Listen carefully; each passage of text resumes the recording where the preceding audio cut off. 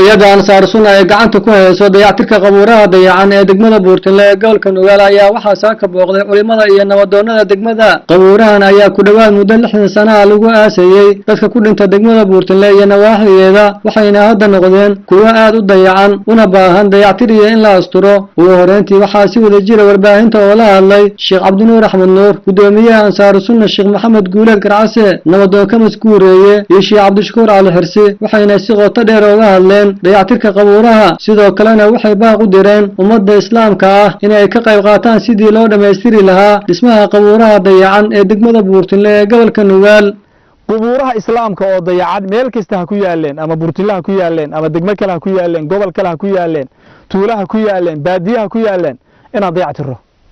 haddayna dayactirin waxaan noqonaynaa dad sheeganaya islaamnimada oo islaamnimadoodu aysan dhab ahayn baan noqonaynaa runtii. maxaa yeelay nabigeena sallallahu alayhi wasallam xilligii uu noolaa oo uu adduunka joogay horta wuxuu sameyn jiray qubuuraha wuu soo ziyaarin jiray. haddaba nabigu wuxuu sameyn jiray qubuuraha in la dayactiro oo aan korkooda la marin oo laga leexdo ayuu nabigeena sallallahu alayhi wasallam amray oo sheegay.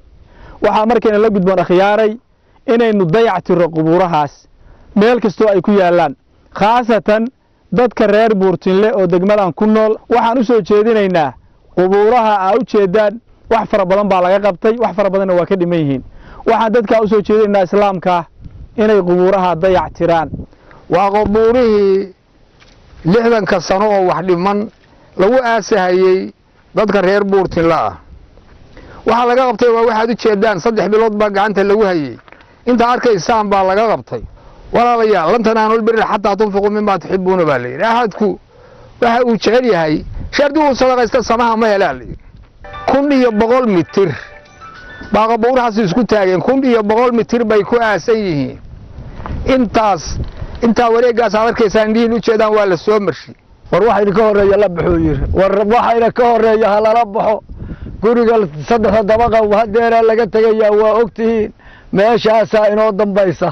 ilaahay waxaan ka baryaynaa TV-ga khayr ilaahay inuu siiyo, wiilka noo yimid iyo cida wakiilka ka ahna ilaahay jannadiin iyagana geeyo. reer Buurtilena dadka harka ilaahay harsanay 7 ilaahay inuu ku daro.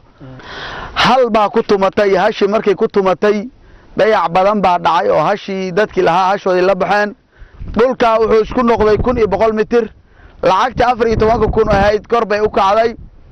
wejiga koowaad oo mitirka hoose oo la dhisay, labada mitirka hoose oo la dhisay iyo wejiga labaad oo mitirka sare oo la saaray intaan la gaarin sibrintii oo hadda la bilaabay iyo buundooyinkii oo noo soo socday iyo ganjeelooyinkii intaan la gaarin waxay isku noqdeen lacag 24,000 iyo $641 bay isku noqdeen.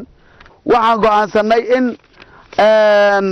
qarashkii buundooyin baa meesha biyo mareen badan bay leedahay, in cagaf la keeno oo biyihii laga leexiyo inta laga leexin karo, buundooyin in loo sameeyo, ganjeelooyin albaabo 6 albaab baa loo sameeyay, 4 albaab oo dadka zaa'iriinta ka galaan iyo 2 albaab oo meedka laga geliyo. qarashka hadda meesha u baahan tahay oo hadda idinka codsanaynaa waxay tahay $11,456.7 bay meesha u baahan tahay. Mawlid Maxamed Kooshin, warbaahinta SBC degmada Buurtile.